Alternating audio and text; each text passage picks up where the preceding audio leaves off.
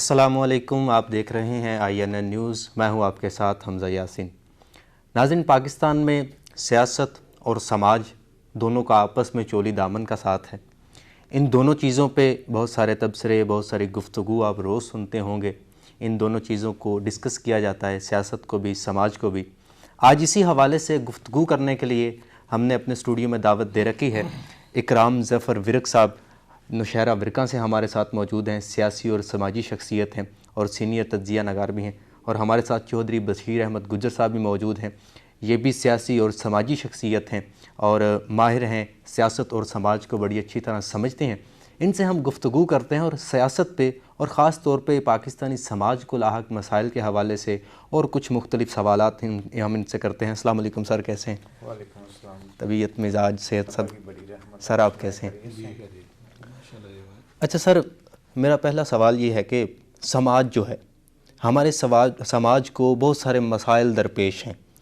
مثال کے طور پہ اگر ہم دیکھتے ہیں سماج کی طرف، تو وہ پریشانی کا، مختلف پریشانیوں کا، جیسے ملک کی سیاست ہے، اس کا اتار چڑھاؤ ہے، ان کو لے کے بہت ساری پریشانیوں کا شکار رہتے ہیں۔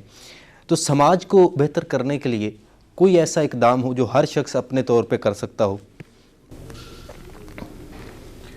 اس میں یہ ہے کہ کوئی بندہ بھی ہے نا، ہمیشہ جو بھی چیز ہے، جس معاملات کو بھی لے کے چلتے ہیں، سب سے پہلے انسان کو اپنے آپ کو ٹھیک کرنا پڑتا ہے۔ اگر ہر بندہ اپنی جگہ پہ، ہر انسان کوشش کرے تو میرا خیال ہے ملک جو ہے سنورنے میں کوئی دیر نہیں لگتی۔ جب ہم خود ٹھیک نہیں ہوں گے تو کسی کو کیسے کہہ سکتے ہیں کہ آپ ٹھیک ہو؟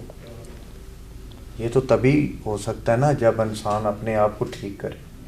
جب ہم ٹھیک ہوں گے ہمارا ملک ٹھیک ہوگا، ملک میں انصاف ہوگا، کاروبار ہوگا، پاکستان کی معیشت جو ہے اس کے مطابق ٹھیک ہوگی۔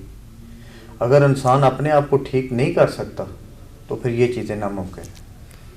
سر آپ کا پوائنٹ آ گیا، محاسبہ سب سے پہلے اپنا کرنا ضروری ہے، یعنی کہ سب سے پہلے اپنے آپ پہ نظر ڈالی جائے کہ میں معاشرے میں کیا کردار ادا کر رہا ہوں اور میں کیا بہتر کردار ادا کر سکتا ہوں۔ سر آپ سے میرا یہ سوال ہے ملکی سیاست کے حوالے سے، اس وقت جو ملکی سیاسی صورتحال ہے اس کی کوئی ڈائریکشن سمجھ میں نہیں آ رہی کہ وہ کس رخ میں اس سیاست کا جو اونٹ ہے وہ کس کروٹ میں بیٹھے گا؟ سر انشاءاللہ بہتری کی طرف ہے، معاملے بہت بہتر جا رہے ہیں۔ تو آپ ذرا ان چیزوں کو دیکھیں نا کہ وہی جو چودھری اکرام صاحب نے کہا ہے کہ اسی معاملے میں دیکھا جائے کہ جب انسان اپنے آپ کو ٹھیک کر لیتا ہے تو مزید آگے بہتری ہوتی ہے۔ اگر بات کی جائے سیاست کی، ایک یونیورسل سوال یہ پیدا ہوتا ہے کہ پاکستان 74 سالوں سے اسی سیاسی کشمکش میں ہے، بہت سارے مسائل ہیں جو نہیں حل ہو سکے، ہمارا سیاسی فقدان جو ہے، تو کیا رول پلے کر سکتے ہیں بطور پاکستانی شہری تاکہ ہم سیاست کو سمجھنے میں یا سیاست کو بہتر کرنے میں کردار ادا کریں؟ جب سے پاکستان آزاد ہوا ہے نا، ہم لوگ آزاد ہو کے بھی آزاد نہیں ہیں۔ اس کی وجہ یہ ہے کہ جب ہم جنرل الیکشن آتا ہے نا، الیکشن کے دوران ہماری سچویشن یہ ہوتی ہے کہ ہم اپنے دڑوں اور اپنے مفاد کے لیے ووٹ کا استعمال کرتے ہیں۔ جب تک پاکستان کی بقا کے لیے جس دن ووٹ کا استعمال ہو گیا اس دن انشاءاللہ تعالیٰ پاکستان سب سے بہتر ہو جائے۔ اچھا سر، آپ کا تعلق نوشہرہ ورکاں سے ہے، گاؤں میں یہ ایک بڑی ہائپ دیکھی جاتی ہے، الیکشن کے دنوں میں ووٹ کاسٹ جب ہوتے ہیں تو یہ دھڑے واقعتاً سامنے آتے ہیں۔ شہروں میں یہ صورتحال ذرا مختلف ہوتی ہے، گاؤں کا حوال ہمیں بتائیں کہ الیکشن کے دنوں میں وہاں کمپین کی کیا صورتحال ہوتی ہے؟ اصل میں ہمارے علاقوں میں تو جو الیکشن ہوتا ہے نا وہ میدان جنگ ہوتا ہے۔ اس کی سچویشن یہ ہے کہ کہیں پہ بھی آپ کسی گاؤں میں بھی چلے جائیں تو وہاں پہ ہمیشہ لوگ دو گروپوں کے درمیان ہوتے ہیں۔ اگر آپ کا ایک گروپ جو ہے نا دوسری سائڈ، ایک سائڈ پہ چلا گیا تو دوسرا گروپ آٹومیٹکلی دوسری سائڈ پہ چلا جائے گا۔ وہ یہ نہیں سوچے گا کہ یہ امیدوار جو ہے وہ اچھا ہے اور کام اچھے کر رہا ہے۔ ہر لوگ اپنا مفاد سوچتے ہیں، ہر پارٹی اپنا مفاد سوچتی ہے۔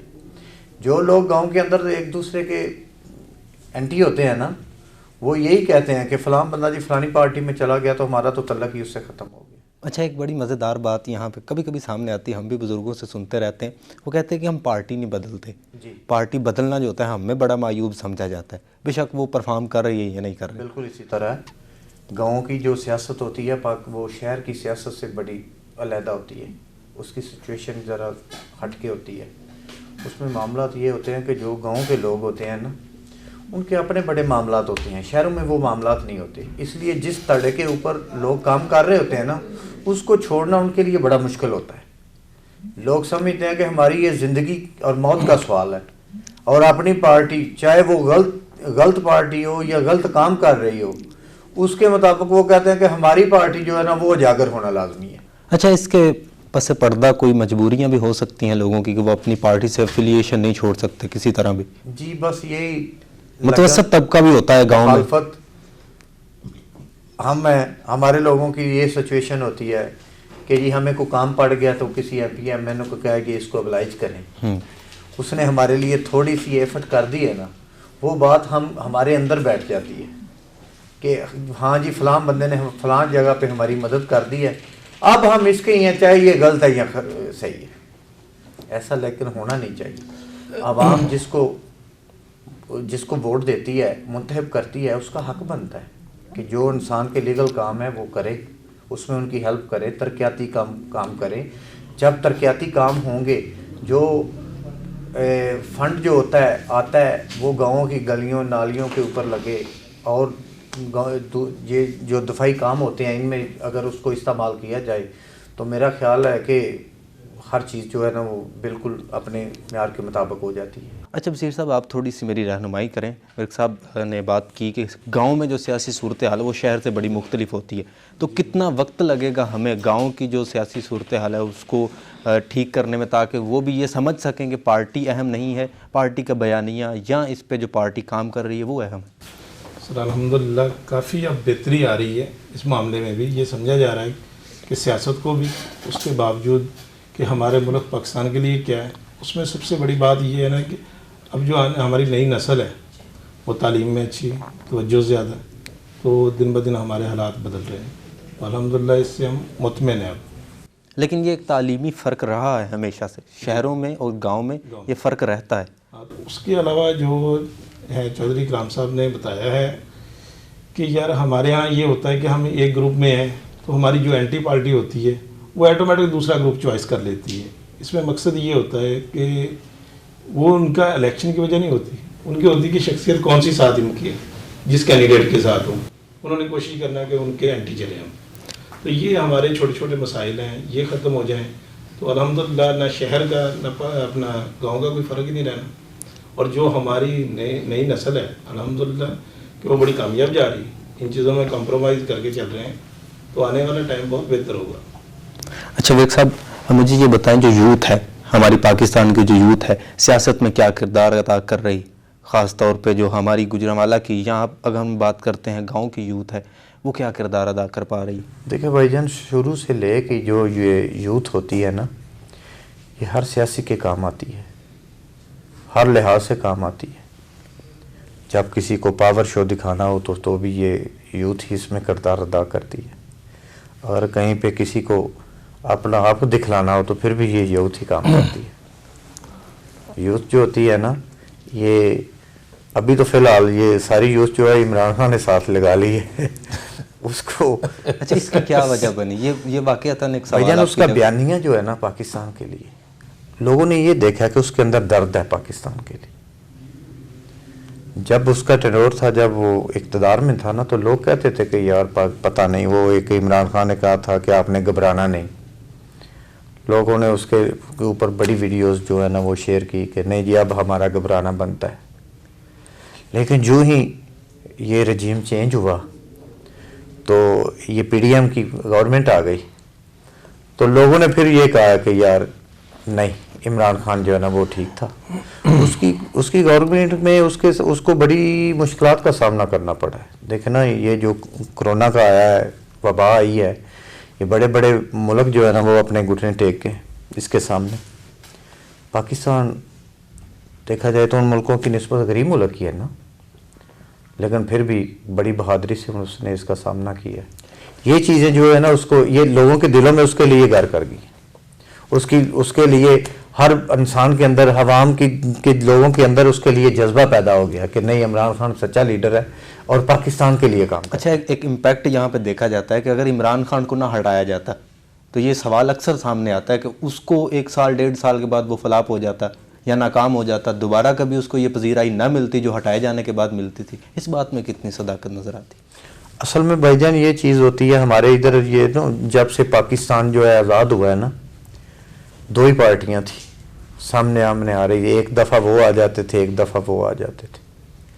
ان دونوں نے منتخب کیا ہوا تھا کہ بھائی یہ باری آپ کی ہے, اگلی باری ہماری ہے.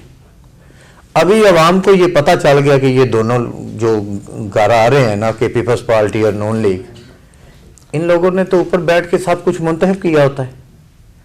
نقصان تو ہم لوگوں کا ہو رہا ہے, عوام کا ہو رہا ہے. عوام کا کبھی کسی نے نہیں نا سوچا. ان لوگوں کو تو اپنے آپ کے ساتھ ہی ہے کہ جی ہمارا کام کسی طریقے سے چلنا چاہیے. دوسرے نمبر پہ یہ ہوتا ہے کہ جب یہ عمران خان نے سیاست شروع کی, عمران خان نے لوگوں کو بتا دیا ہے کہ یار اوپر سے لے کے نیچے تک کیا ہو رہا ہے.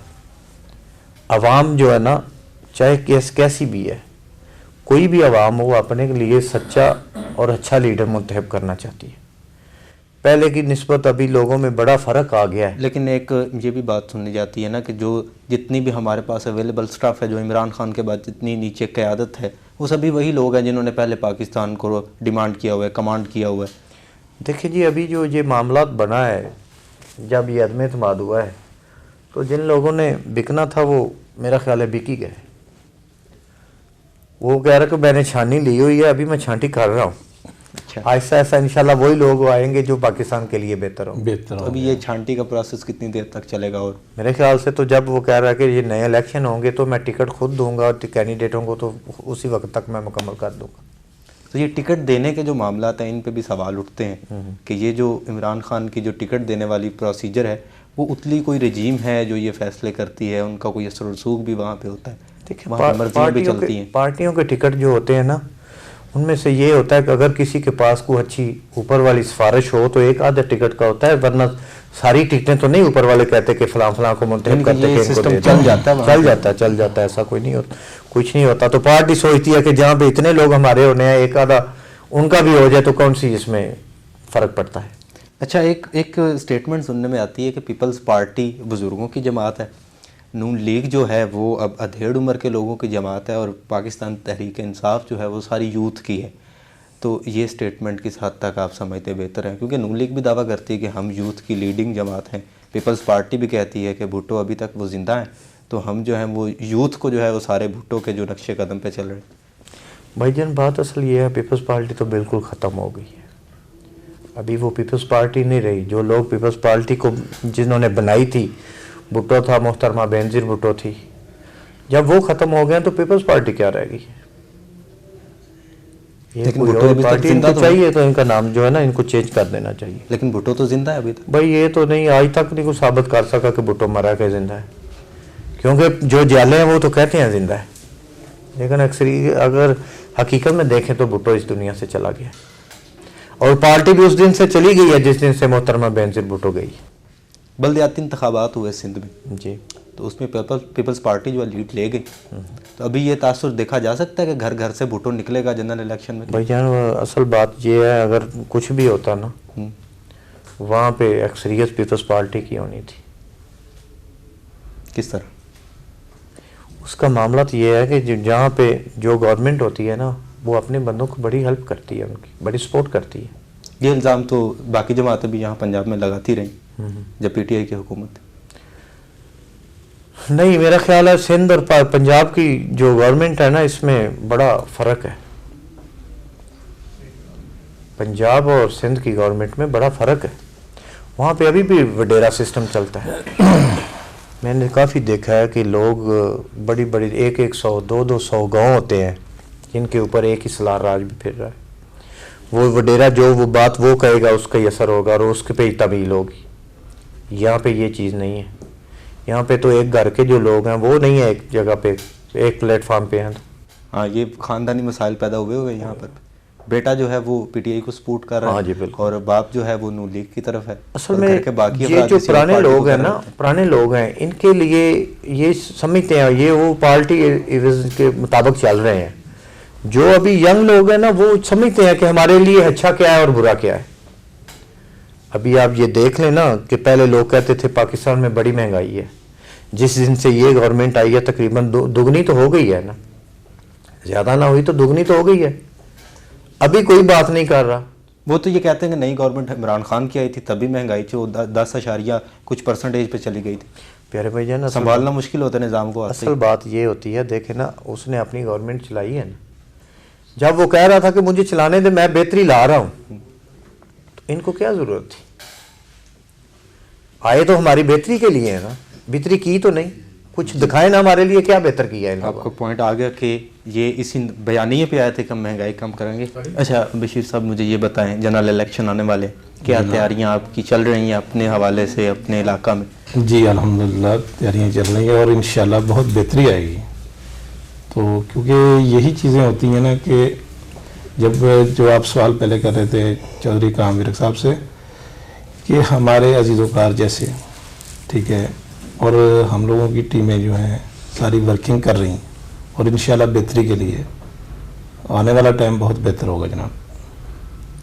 तो इंशाल्लाह इलेक्शन की भरपूर हमारी तैयारी। विरक साहब, आप मुझे थोड़ा रहनुमाई फरमाएं, वहाँ गाँव में क्या सूरत हाल चल रही है? भाईजान, हमारी तो दुआ ये है कि जो भी आए पाकिस्तान के लिए अच्छा है, लेकिन जहाँ जहाँ पे जो जो जिस पार्टी से किसकी वाबस्तगी है वो उसकी खैर मांग रहा है।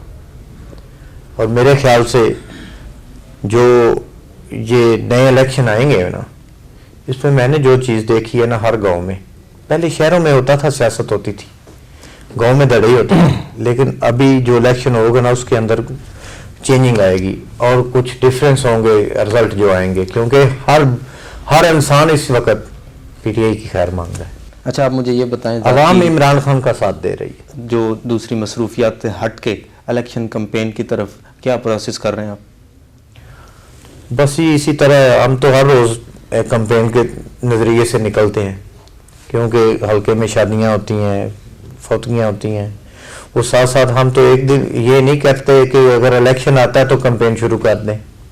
हमारी तो हर रोज़ ही कैंपेन होती है। आवाम की खिदमत करना हमारे लिए हम वैसे फ़ख्र समझते हैं।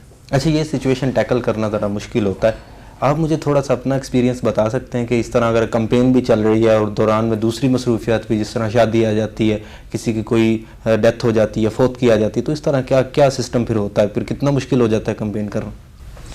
भाईजान, ये जो शादियां और फौतगियाँ होती हैं ना, ये भी एक कैंपेन का हिस्सा होता है। ये भी एक कैंपेन का हिस्सा होता है, क्योंकि हल्के के लोगों से आपका प्यार है तो हल्के के लोगों में ही आपने जाना है ना। जब आप किसी की गमी और खुशी पे जाते हैं तो उसके लिए वो बड़ा वैसे इज्जत होता है और वो समझता है कि यार आज मेरे लिए ये टाइम निकाल के आए हैं तो मैं भी इनके लिए टाइम निकालूंगा। जी सर, बहुत शुक्रिया। इकराम ज़फ़र विरक साहब और चौधरी बशीर अहमद गुजर साहब हमारे साथ मौजूद थे। पाकिस्तान की सियासी सूरत हाल के हवाले से और कुछ अपनी मसरूफियात के हवाले से इन्होंने हमारे साथ गुफ्तगू की। प्रोग्राम मज़ीद इसी तरह आपके साथ लेकर आते रहेंगे। इसी के साथ अपने होस्ट हमज़ा यासीन को इजाज़त दीजिए। अल्लाह निगहबान।